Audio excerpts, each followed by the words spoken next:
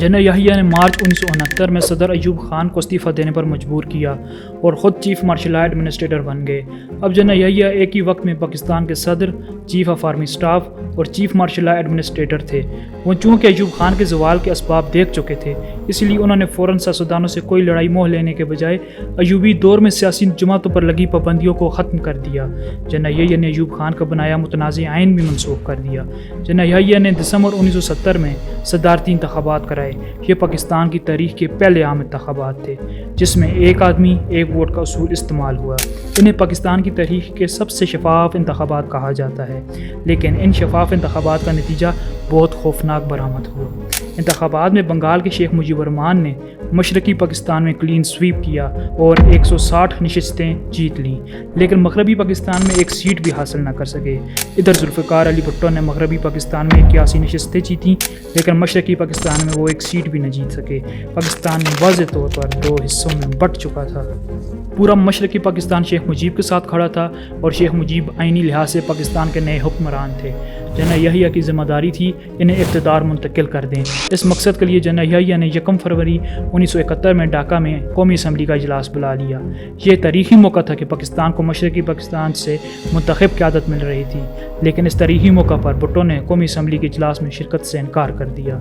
न सिर्फ उन्होंने शिरकत से इनकार किया, बल्कि उन्होंने अपने नुमाइंदों को भी धमकी दी, जो कौमी असम्बली के इजलास में जाएगा वो उसकी टांगें तोड़ देंगे। भुट्टो को शेख मुजीब के 6 नुकात पर एतराज़ था। भुट्टो समझते थे कि शेख मुजीब के 6 नुकात पाकिस्तान से अलहदगी के नुकात हैं, लेकिन माहिरीन कहते हैं कि शेख मुजीब पर एतराज़ात के बावजूद भुट्टो को इजलास में ज़रूर शिरकत करनी चाहिए थी। भुट्टो ने जनरल याहिया पर इजलास मुलतवी करने के लिए दबाव डाला। याहिया ने यह इजलास मुलतवी कर दिया। इजलास का मुलतवी होना था कि मशरकी पाकिस्तान में आग लग गई। बंगाली समझ गए थे कि मगरबी पाकिस्तान की अशराफिया हमें इक़्तिदार मुंतकिल नहीं करना चाहती। मशरकी पाकिस्तान में सिविल नाफरमानी की एक तहरीक चल पड़ी। भारत जो पहले से मौका की ताड़ में बैठा था, उसने बागी ग्रोह मुक्ति बानी के ज़रिए बगावत शुरू करा दी। मुक्ति बानी के मुसल्लह ग्रोह ने पाक फ़ौज और मगरबी पाकिस्तान के हामियों पर हमले शुरू कर दिए, लेकिन यह पाकिस्तान बचाने का आखिरी मौका था।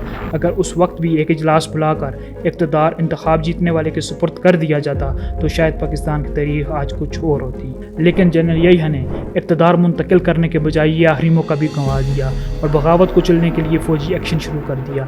यह तारीख़ी हकीकत है कि फ़ौजी एक्शन को भुट्टो समेत तमाम बड़ी सियासी जमातों ने सपोर्ट किया था। पाक फ़ौज ने मुक्ति बानी की बगावत को 9 माह में कुचल दिया, लेकिन उस फ़ौजी एक्शन के नतीजे में नफरत की नदी का पानी सरों से बहुत ऊपर जा चुका था। दूसरी तरफ मौका की ताड़ में बैठे भारत ने अपनी साजिश को नाकाम होते देखा तो भारत ने इंटरनेशनल बॉर्डर पार करके पाकिस्तान पर हमला कर दिया।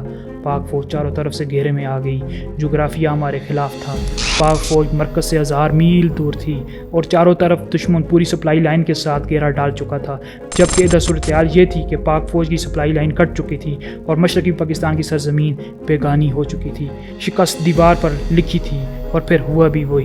पाकिस्तान को तारीख की सबसे शर्मनाक शिकस्त का सामना करना पड़ा और 90,000 पाकिस्तानी फ़ौजी भारत की कैदी बन गए।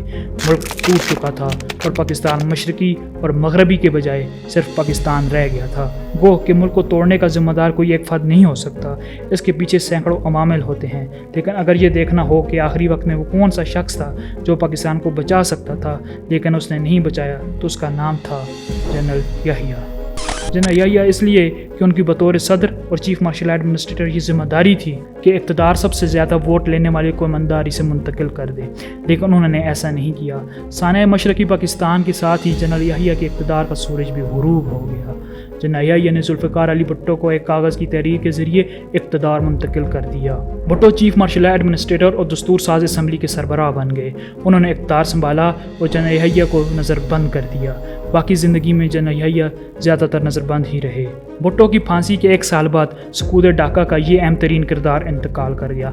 इधर पाकिस्तान से अलग होने वाले बांग्लादेश में एक के बाद एक फ़ौजी बगावत जन्म लेती रही, यहाँ तक कि अलहदगी के सिर्फ 4 साल बाद ढाका में शेख मुजीब को नौजवान फ़ौजी अफसरों ने घर में घुस कर कत्ल कर दिया। यूँ सिर्फ 10 साल के अंदर अंदर सकूत ढाका के तीनों अहम किरदार भुट्टो, शेख मुजीब और जनरल याहिया मौत की वादी में जा सोए। पाकिस्तान ने साने की वजूहात जानने के लिए कमीशन बनाया गया। इस कमीशन के सरबराह बंगाल से तल्लुक़ रखने वाले चीफ जस्टिस हुदुर रहमान थे। इस कमीशन ने सकूत ढाका पर तफसीली रिपोर्ट तैयार की। इस रिपोर्ट में ज़िम्मेदारों का तयन भी किया और सकूत ढाका के अवामिल भी लिखे। یہ رپورٹ بھٹو کے دور میں مکمل ہو گئی تھی، لیکن چند مصلحتوں کے پیش نظر اس رپورٹ کو شائع نہیں کیا۔ وہ دن اور آج کا دن یہ رپورٹ کبھی سامنے نہ آ سکی۔ اس کے کچھ حصے بھارت میں شائع ہوئے، لیکن پاکستان میں سے کبھی پبلک نہیں کیا گیا۔ 16 دسمبر 1971 اگر ہم سمجھیں تو ہمارا یوم احتساب ہے، لیکن ہم نے اپنا احتساب کبھی نہیں کیا، اور ہم نے کبھی کوشش نہیں کی کہ ہم اپنی ماضی کی غلطیوں سے سبق سیکھیں اور وہ غلطیاں نہ دہرائیں جن کی وجہ سے 1971 میں پاکستان ٹوٹا۔ اگر آئندہ بھی وہی غلطیاں دہرائی جاتی رہیں تو پاکستان کو دوبارہ بھی نقصان ہو سکتا ہے۔